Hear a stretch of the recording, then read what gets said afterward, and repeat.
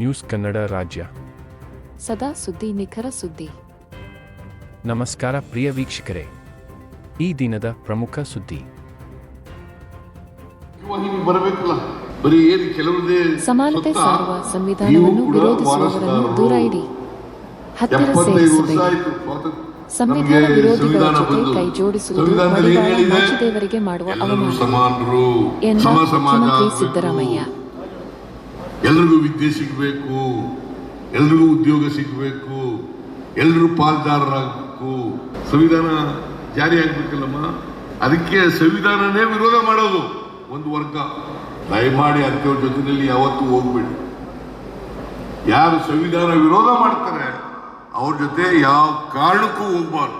ಸಂವಿಧಾನ ಯಾರು ಜಾರಿ ಮಾಡ್ತಾರೆ, ಯಾರು ಗೌರವಿಸ್ತಾರೆ ಅಂತ ಜನರ ಜೊತೆ ಹೋಗಿ. ಯಾರು ಸಂವಿಧಾನ ವಿರೋಧ ಮಾಡ್ತಾರೆ ಅವ್ರ ಜೊತೆ ಹೋಗ್ಬೇಡಿ.